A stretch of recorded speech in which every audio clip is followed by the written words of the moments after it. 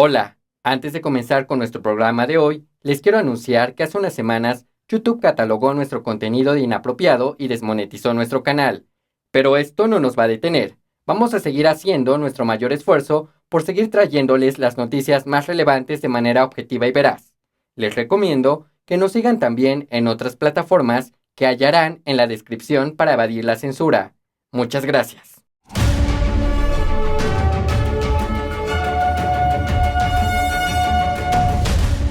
Bienvenidos a NTD Noticias, soy María Laura Claverí y estas son las noticias de hoy. El gobernador de Florida dice que es preocupante el cambio de política del gobierno federal y pide al ICE que tome acción. Continúa la investigación tras el nuevo tiroteo de Los Ángeles. Al parecer, el presunto autor conocía a todas sus víctimas. Más estados están ocultando información. Algunos republicanos están investigando sobre las muertes en centros geriátricos.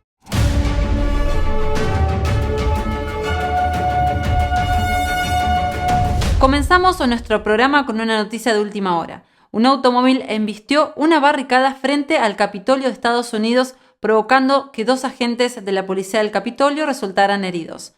Las autoridades informaron que el sospechoso recibió un disparo y fue trasladado al hospital en estado crítico. Los oficiales heridos se encuentran también bajo tratamiento médico. El Capitolio fue cerrado después del tiroteo y se le dijo al personal que no podía ni entrar ni salir del edificio. Y ahora pasando a Florida, el gobernador de Florida está tomando medidas para evitar que los inmigrantes ilegales convictos cometan más delitos. El gobernador está tratando de asegurarse de que estos sean transferidos directamente al ICE luego de cumplir su condena. Aquí hay más detalles. El gobernador de Florida, Ron DeSantis, dice que está viendo un cambio de política realmente preocupante en el gobierno federal. DeSantis dijo que antes se imponía una orden de detención a los inmigrantes ilegales que eran enviados a prisión tras cometer un delito. Eso servía para que pudieran ser retenidos por ICE para que ellos puedan reportarlos a su país de origen. Pero ahora el gobernador señala que este ya no es el caso debido a un cambio en la política del gobierno de Biden. Pero ahora, bajo la administración Biden, ellos básicamente los están exonerando, con esta idea de aceptar a criminales extranjeros. Ellos no están honrando las órdenes de detención del ICE y están parando las expulsiones incluso de inmigrantes criminales.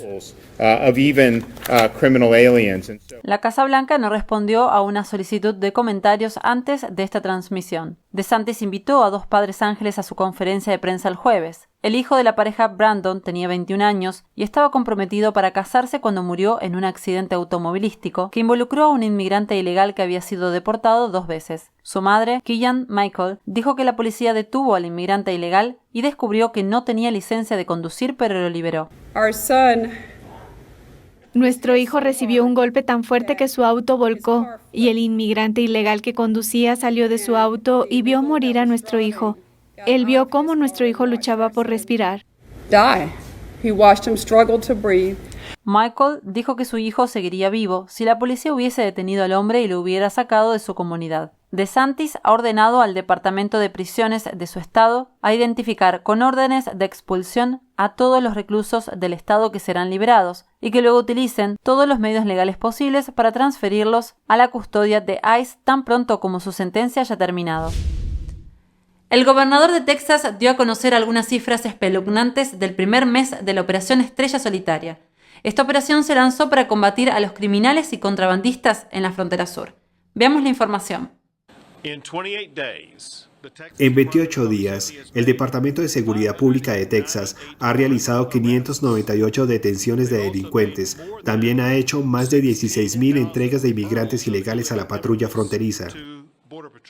El gobernador de Texas, Greg Abbott, explicó cómo los contrabandistas y los cárteles introducen drogas y delincuentes a través de la frontera abusando de niños pequeños. El 16 de marzo, los Rangers de Texas rescataron a un bebé de 6 meses que los contrabandistas arrojaron de una balsa al Río Grande. Saben que al hacerlo, harán que la patrulla fronteriza y la seguridad pública del Departamento de Texas se centren en ese niño y en salvar a ese niño como lo hicieron. Cuando las fuerzas del orden se centran en salvar a un niño, eso abre la puerta a la oportunidad de que los contrabandistas de drogas y los carteles se dediquen a otros delitos. El Ranger que rescató al bebé relató lo sucedido. Él vio que los traficantes de personas llevaban a 6 individuos en una balsa y oyó que alguien gritaba «ayuda» en español. Vi que esta mujer estaba colgada de la rama de un árbol, con el bebé en su brazo. El bebé estaba en su brazo y el agua estaba pasando por encima del bebé. Así que me puse encima de ella, como si la cubriera. Agarré el bebé, lo sujeté como si fuera un balón de fútbol y ayudé a la mujer a subirse a la rama del árbol. El gobernador también dio otros ejemplos de delitos de los que se ocupan los policías de Texas. A principios de marzo, las tropas descubrieron a un miembro de una banda buscado por 2 cargos de violación de un menor de 13 años en un escondite en el Valle del Río Grande. También detuvieron a un conductor tras una persecución. Tras detener el vehículo, descubrieron que el conductor traficaba con inmigrantes ilegales, incluido un menor de 14 años que había sido agredido sexualmente. El conductor también tenía pornografía infantil en su teléfono. Abbott mostró 2 imágenes de video de TikTok. Él dice que los cárteles están publicando anuncios para reclutar gente en Texas prometiendo dinero. Luego, él dio más cifras sobre lo que ha logrado la Operación Estrella Solitaria, entre ellas la incautación de más de 14 libras de cocaína, más de 23 armas de fuego, cerca de $1 millón y la detención de 9 pandilleros. Él dice que esas cifras solo son el comienzo de un ataque, a menos que la administración Biden haga algo al respecto. El Senado de Texas aprobó 3 proyectos de ley conservadores en los últimos 3 días. Su objetivo es proteger la integridad de las elecciones, la libertad de expresión en Internet y la vida de los niños no nacidos. Tenemos la historia. El Senado de Texas, liderado por los republicanos, aprobó un proyecto de ley sobre el voto por correo. Esto viene a raíz de la controversia en torno a las prácticas de votación en las elecciones del 3 de noviembre. El senador estatal Bryan Hughes, que presentó el proyecto de ley, dijo que fue aprobado alrededor de las 2 de la madrugada del jueves, después de varias horas de debate. Él lo llama un proyecto de ley de integridad electoral general. Este proyecto de ley pretende que sea fácil votar y difícil hacer trampas. El proyecto de ley restringe aún más el voto por correo, prohíbe a los gobiernos locales el envío de solicitudes de voto por correo, prohíbe los buzones de voto por correo, reduce los días de votación ampliados y exige una mayor transparencia de la financiación privada otorgada a los departamentos electorales.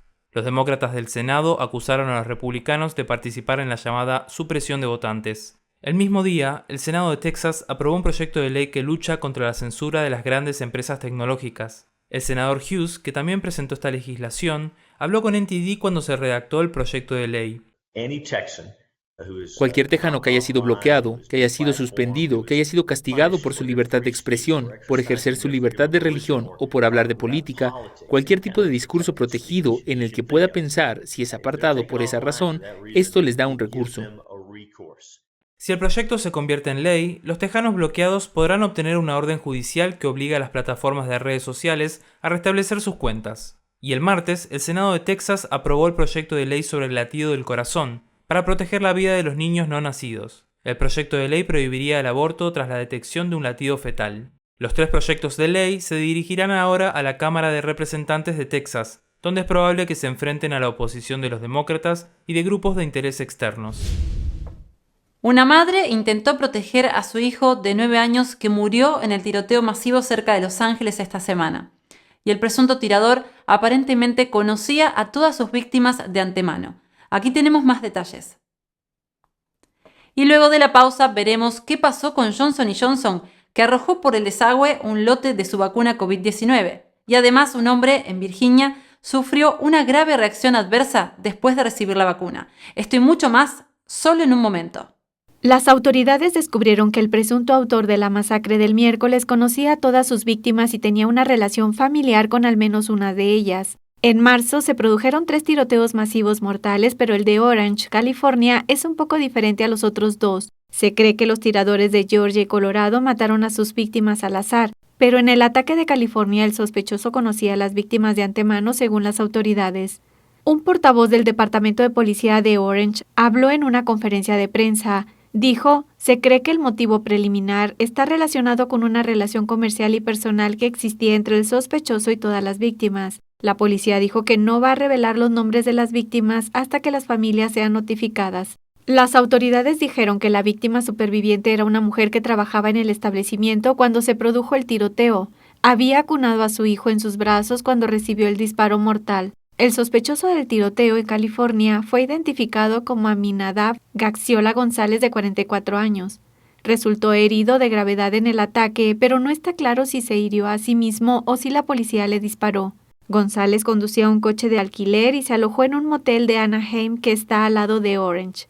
Según la policía, cerró las 2 entradas del edificio de oficinas con candados para bicicletas antes del ataque. El tiroteo se produjo en torno a las 17:30 horas.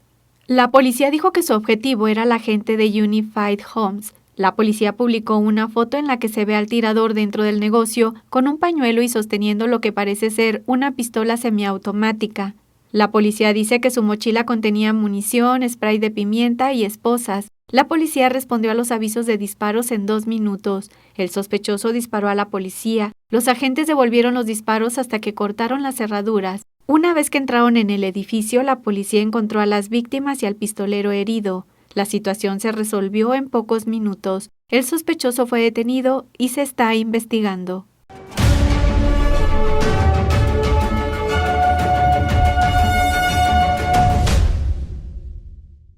La gloria de las obras maestras del piano de los periodos barroco, clásico y romántico. New Tang Dynasty Television te invita a unirte a la competencia internacional de piano NTD 2021. Juntos, preservamos y revitalizamos el arte de la auténtica música clásica para piano. Octubre de 2021 en Nueva York. Regístrate ahora en piano.nttv.com.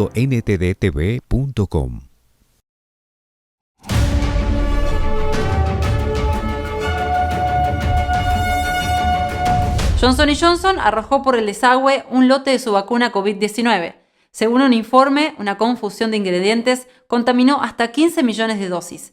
Ismael Villar de NTD tiene más información sobre lo sucedido y una visión general de la pandemia. Johnson & Johnson no explicó mucho sobre lo ocurrido, solo dijo que identificó un lote que no cumplía con el estándar de alta calidad. Pero el New York Times dijo que 15 millones de dosis estaban contaminadas, que un ingrediente de la vacuna de AstraZeneca fue mezclado erróneamente. Los funcionarios atribuyeron a un error humano. El Dr. Fauci dijo a la CBS que la FDA está investigando y que el inconveniente fue controlado.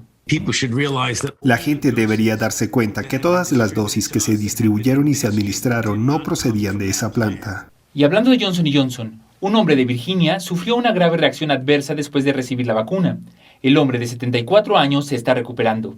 Un informe dice que el centro médico VCU hizo una biopsia a Richard Terrell y concluyó que la vacuna causó la reacción. Sí, se me despegó la piel. Todavía se me está desprendiendo en la mano. Terrell dijo que fue vacunado el 6 de marzo y que con el paso de los días le saltó una erupción hasta que fue ingresado en urgencias. Pasemos ahora a Twitter. La compañía etiquetó un tuit hecho por el profesor de Harvard, Martin Kulldorff, como engañoso. El tuit ahora etiquetado decía que no todo el mundo necesita vacunarse. Kulldorff es un profesor de medicina, un epidemiólogo y desarrolla métodos para monitorear la seguridad de las vacunas. Además, es asesor oficial del Programa de Seguridad de Vacunas de los CDC y de la FDA. Luego, el profesor desafió a que Twitter nombrara a un experto que creyera que todos deben vacunarse. Kulldorff dice que la censura de la ciencia por parte de Twitter está dañando la confianza de la gente en ella, en la salud pública y en las vacunas. Nos pusimos en contacto con Twitter, pero no recibimos respuesta. Eso es todo para este resumen. Este año, el presidente Joe Biden aún no pronuncia el tradicional discurso presidencial ante el Congreso. El informe anual ocurre tradicionalmente a principios de año. La fecha para el discurso presidencial aún no está fijada. Biden tardó más de 2 meses en dar su primera rueda de prensa. Todavía no se ha reunido en persona con ningún jefe de Estado extranjero y no ha pronunciado el discurso anual sobre el Estado de la Unión ante el Congreso. La Casa Blanca no programó una fecha para el discurso. La secretaria de prensa, Jen Psaki, dice que Biden lo está considerando. Definitivamente está considerando dar un discurso en sesión conjunta. No puedo esperar a que por fin lo anunciemos porque sé que todos quieren una fecha. Biden dijo que daría el discurso en febrero. Psaki dice que nunca hubo una fecha oficial. Nancy Pelosi culpa del retraso a la pandemia. Ella dice que los sargentos de armas y el médico del Capitolio participan en la decisión y que el Congreso realizará la invitación cuando el presidente esté preparado. El jefe de gabinete de Biden, Ron Klain, dijo que la administración quería que se aprobara primero el proyecto de ley de gastos para la pandemia y señaló que el discurso se celebraría poco después. Biden firmó el proyecto de ley el 11 de marzo. Pelosi dice que espera que el discurso ocurra pronto. El representante de Pensilvania, Mike Kelly, y sus colegas republicanos buscan información sobre las muertes relacionadas al virus del PSC en centros geriátricos. Kelly dice que enviaron repetidas solicitudes a 4 estados, pero no están recibiendo ninguna respuesta. El representante de Pensilvania, Mike Kelly, dijo a The Epoch Times que envió múltiples solicitudes de datos a 4 estados sobre las muertes en hogares de ancianos y no tiene respuesta. Él y un grupo de colegas del GOP están pidiendo información a Michigan, Pensilvania, Nueva Jersey y California. Los críticos dicen que estos estados utilizaron enfoques similares a los del gobernador de Nueva York, Andrew Cuomo. Afirman que Cuomo exigió a las residencias de ancianos de su estado que acogieran a los ancianos infectados por el virus del PSC y que esto causó muchas muertes adicionales. También se acusa a Cuomo de ocultar el número de muertes causadas por el virus en los centros geriátricos. El FBI lo está investigando. Los otros 4 estados tienen todos gobernadores demócratas. Kelly dice que su estado de Pensilvania tenía políticas casi idénticas a las de Nueva York. Dice que el único problema es que no podemos mirar los datos y por eso tiene verdaderas preocupaciones de que esté pasando algo que no debería estar pasando. Rachel Levine era la secretaria de Salud de Pensilvania antes de entrar en la administración Biden. Testificó que hay un retraso entre el momento de las muertes y el momento en que se informan. La reportera del canal de televisión local Eleven News, Angie Moresky, dice que los datos que faltan se remontan a mayo. Kelly dice que cuando los datos son demasiado antiguos, se vuelven inútiles para dirigir la política. Se pregunta si los funcionarios implicados querían transmitir un determinado mensaje, sin importar si tenían los datos para respaldarlo. El béisbol está de vuelta en Nueva York. El estadio de los Yankees abrió por primera vez en casi 18 meses el jueves, mientras los aficionados aclamaban a sus Bronx Bombers y la vuelta a una vida algo normal. Las puertas del Yankee Stadium se abrieron el jueves por primera vez en casi 18 meses, mientras los emocionados aficionados dieron la bienvenida a sus Bombers del Bronx, tras una temporada que se jugó con las gradas vacías en medio de la pandemia del COVID-19. Estamos encantados. Estamos muy contentos de haber vuelto. Es el más reciente indicio de que la vida puede volver poco a poco a la normalidad para Julie Rosen, que fue una de los cerca de 9.000 aficionados a los que se les permitió entrar en el estadio que abrió al 20% de su capacidad. Para entrar se requería demostrar que se había vacunado contra el COVID-19 o que había dado negativo en la prueba. La jornada inaugural se produjo poco más de un año después de que la MLB anunció que dejaba en suspenso la temporada de 2020, lo que supuso un golpe financiero de más de $6.000 millones. Pero para dar a los aficionados atrapados en casa alguna forma de entretenimiento, el verano pasado la MLB inició una temporada cortada de 60 partidos que se jugó completamente sin aficionados en las gradas, aunque posteriormente se permitió la presencia de público en los playoffs. Esta temporada se volverá al formato estándar de 162 partidos, en el que los aficionados podrán asistir a los encuentros de los 30 equipos. Sin embargo, el jueves hubo señales de que la temporada será todo menos normal. El partido inaugural de los Nationals de Washington contra los Mets de Nueva York tuvo que ser suspendido después de que los Nationals dijeran que uno de sus jugadores había dado positivo por COVID-19, mientras que otros 4 y un miembro del personal estaban en cuarentena tras el rastreo de contactos. Estas fueron las noticias de hoy. Invitamos a la audiencia a que se suscriban a nuestra lista de correo para recibir así nuestras novedades, en especial en caso que debamos cambiar de plataforma. Encontrarán el enlace en la descripción. Muchas gracias por acompañarnos y que tengan una feliz tarde. Nos vemos en el próximo programa.